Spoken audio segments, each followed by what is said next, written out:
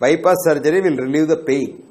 But bypass surgery will not give you any other benefit. Bypass surgery will not make you live long. Bypass surgery will not prevent another heart attack. Bypass surgery will not prevent sudden death. Bypass surgery will not prevent strokes. But bypass surgery will make life easy for the rest of your life, however long it is. That is one indication. The second indication is the heart function. Because of a large heart attack, the functioning of the heart has become so small that the patient is not able to go to the toilet without breathlessness. So life becomes miserable. In that case, if a good surgeon does bypass surgery with some corrective measures in the left ventricle, life may become tolerable till he dies. These are the two indications. For angioplasty, there is no indication actually. The large studies independently done show angioplasty in very poor light.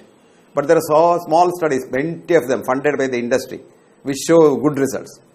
But now the meta-analysis of all the studies together has shown that in stable angina, that is a chest pain which comes on exertion, when you stop it goes and patient is otherwise alright, they should not have angioplasty at all. Because then once you do an angioplasty, then there is a foreign body inside, you got to take blood thinners all the time. These blood thinners look good on paper, but they may make you have a bleed in the brain. Almost all blood thinners have a risk of a bleeding in the brain. So we may convert the label in the death certificate from a heart attack to a stroke, that's all. The date will not change. So these are the real indications. But today, every Tom, Dick and Harry who goes to the hospital gets an angiogram done. There is no indication for angiogram at all. Angiogram should be only done scientifically when you clinically decide that the patient requires either an angioplasty or a bypass surgery. Then to know where to do the plasty, you do that. Because every living human being, except a small percentage, about 5% people who are an exception, everybody has these blocks, and these blocks are good in a sense because they make the heart used to less blood supply, which is called preconditioning. So these people get a heart attack, they don't die. And if you don't have a block, which is only a 5% of the population, probably if you get a block because of the clot, you instantaneously die. So these blocks are good. Even if you do the angiogram for school-going kids, you have the blocks. American army soldiers aged 18 to 20 were angiogrammed both in the Vietnam War and Korean War. The dead soldiers, shot dead soldiers, very healthy soldiers. 76% of them had 3 vessel blocks. 52 had 2 vessel blocks. And some had even the left main block equivalent, which means almost everybody has a block. So today what has happened is, see, once money comes into the picture, humanity goes out of the window. So supposing you have built a cardiac hospital or a setup, it costs about 30-40 crores of rupees. So the interest alone, you require 4 bakras every day. So that is not what it is. If you want a healthy heart, remember one thing, however careful you are, if you are going to get a heart attack, you are going to get a heart attack. So nobody can prevent that. Disease is an accident. If you are healthy today, it is chance. If you are not healthy today, it is chance. So it's all chance, and no doctor can give you guarantee. No doctor can tell you what happens to you tomorrow because it's all statistical. And we in medicine use the wrong mathematical calculations for the body. Human body is non-linear. And we use the linear mathematics to predict the future, which is wrong. I saw a patient 3 days ago. This man was advised bypass surgery about 5 times in the last 5 years by a doctor. Repeatedly, he goes to the doctor, he says, if you don't do bypass surgery, you will die. Now the doctor has died. So the patient was very happy. He is saying, the doctor has died and he is still alive. So these things are all there because doctors have been predicting the unpredictable future of human beings. And if they know a little bit of science, which is called quantum physics says there is no tomorrow. Tomorrow is yet to be born. How can you predict the future? So we can't do that. But we assure patients in everything. And what works is the faith in the doctor. So a doctor must be a good human being.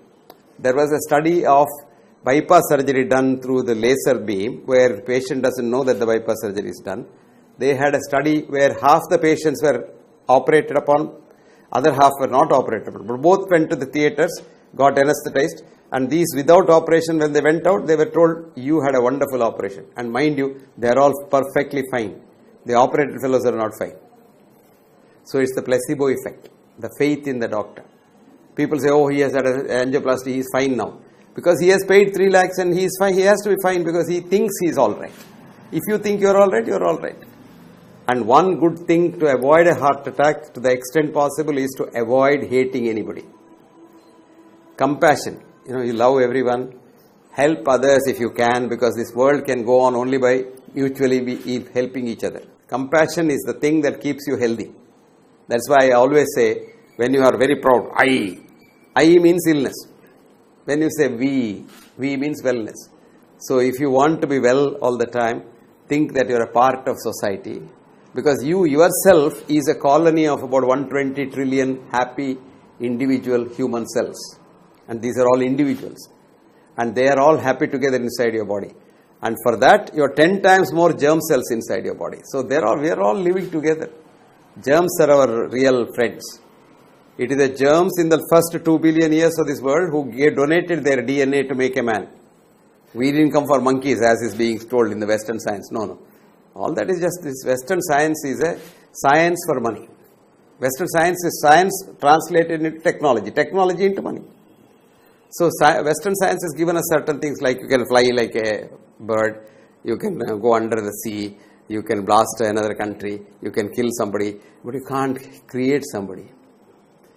Western science, you can hate somebody, but you can't love somebody. So what mankind needs is universal compassion. So it's not what you eat that kills you, it is what eats you that kills you, your negative feelings. It's all chemistry, it's all adrenaline. And you get more parasympathetic things. Your pulse rate comes down, your heart rate comes down, your cholesterol comes down, your sugar comes down, your blood pressure comes down, your chance of getting cancer comes down. Because we are here because of someone else's compassion. So you have to be compassionate to others. Organ transplantation is a big business. See, human body is not made by fitting these organs together like a motor car. So it doesn't help. You have been one cell in the mother's womb that has multiplied into you today. And that one cell, while multiplying, has taken friendship from all the cells, the germs, etc., etc. So if you take your 2 brain cells, they may not have the same genome. One genome of a brain cell can have another its friend genome in the heart cell. So all this, if you know, you become very humble. When you don't know this and you think I can do an angioplasty, I can do bypass surgery, you become arrogant. It's the arrogance that brings in all these problems. There are good doctors, lot of good doctors, but they can't also work because the corporate hospitals force them to do things for money. So they get, they have to work there for money. And when you say I have to work, you are unhealthy. I am working, you are healthy. You love your work. Many of them don't love their work because they are forced to do something. Vaccine industry is a very powerful industry. So the vaccine industry will get anything done. I tell you, the governments usually in most of the Western countries are run by the drug companies, not by the politicians. So the drug companies can get anything done. You will be surprised. There is a court ruling in America now saying that a drug company can advertise a drug for a particular disease as a drug for another disease without getting FDA permission. Supposing I have a drug A for heart disease, I can sell it as drug B for brain disease. Formally, the law is very strict. You have to go to the FDA to get your permission. Of course, today FDA can also be influenced. That's a different story.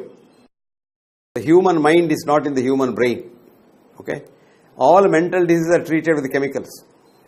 This is no scientific basis at all, because chemicals only affect the brain. So the brain gets dulled, but the mind doesn't get affected. Most mental, except the serious psychosis like schizophrenia or mania, there you have to give a chemical drug to pacify them. Otherwise, giving chemical drugs for mental diseases like depression and all is no scientific basis at all. Why do you get depressed? Because you are frustrated. Why do you get frustrated? Because you are defeated. Why do you get defeated? Because of competition. Why is competition? For money. Ultimately, it comes to money. Ayurveda and homeopathy are all good sciences, provided there again, commerce doesn't come in. Today, Ayurveda is also being commercialized. You say the Ayurvedic spas and all, $5,000, $10,000 for one day. This kind of a thing, money comes in, everything gets spoiled. Homeopathy advertises, this is all done, I have no disease at all now. All for money. Genuine homeopathy is good. Genuine Ayurveda is good. Genuine Western medicine is good for emergency quick fix. But for chronic diseases, all other alternative systems. So we must have a system in the future where all these systems, the best things in these systems are put together into one integrated system. And we are doing research on these things. We have devised so many simple treatment methods, and a lot of incurable diseases we have got simple treatment methods. But who listens to all this? Nobody wants this because it not generates money.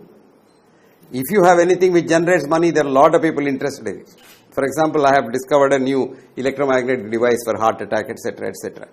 Now I don't want to commercialize. The minute there are a lot of people wanting to give me millions of dollars if I want to sell the idea to them.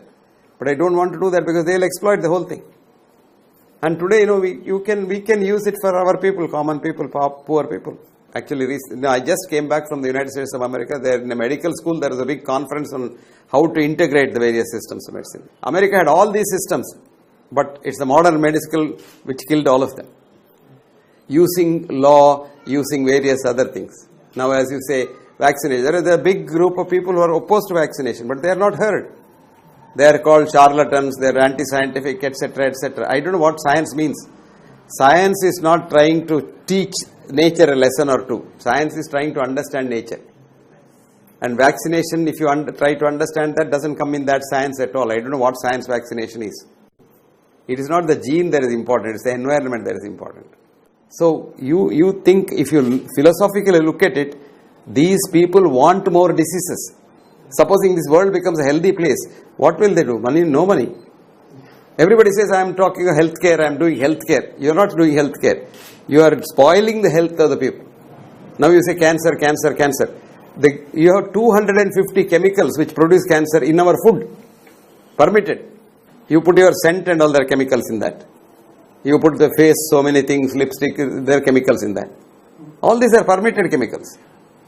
But they're all carcinogens. Most of them are carcinogens. Claude Bernard himself had admitted that germs are not important, but the environment is important. He said the seed is not important, but the soil is important. But people have forgotten that.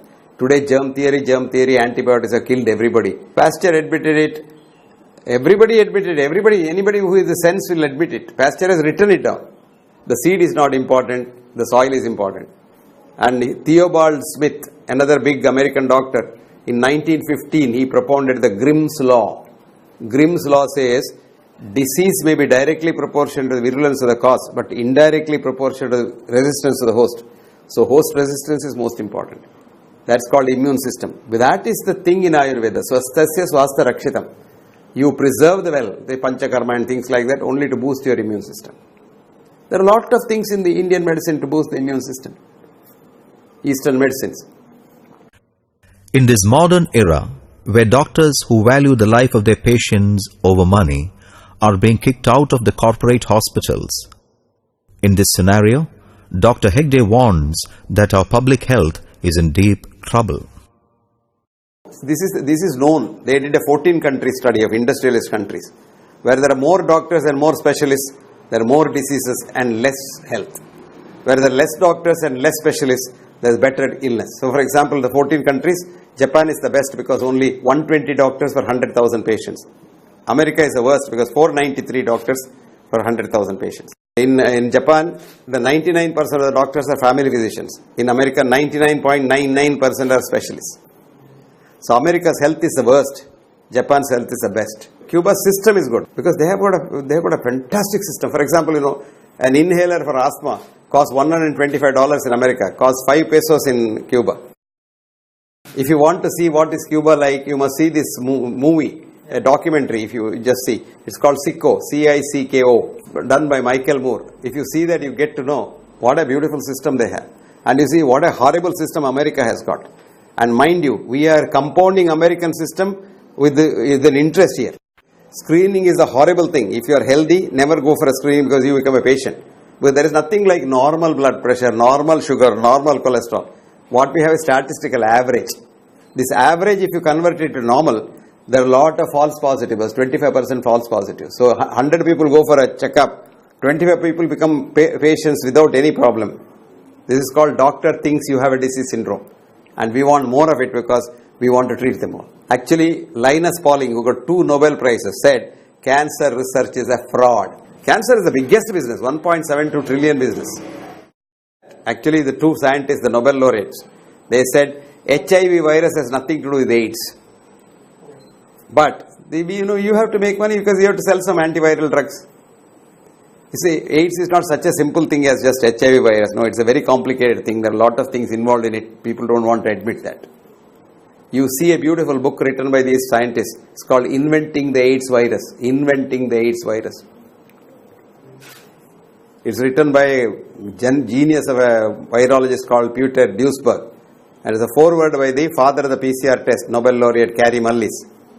You can't dispute their importance. Fecal transplant is a common thing. It was done in India in the 17th century. If a cow is serious disease, another cow's cow dung was given. Based on this, an American doctor started doing that for children dying of Clostridium difficile diarrhea. Anyway, the child is dying, let me say. So she gave the mother shit, and the child recovered, and children recovered. So it's become a regular thing. But they give it a big name, fecal transplant. Now to make it look a little better, they take that yellow part of the feces, they take, and the germs only they give. Change of mode of living, change your lifestyle. Today's rat race. You have to hate another person to make more money. You run after that. You have no time. You have no rest. And you eat all rubbish food. You drink alcohol to get some peace at night. And you drink coffee to stimulate you. How can you be healthy? I suggest some books for them to read because they should know what is happening in the world. The one book is The Theory of Reality. This is a book written by David Webers.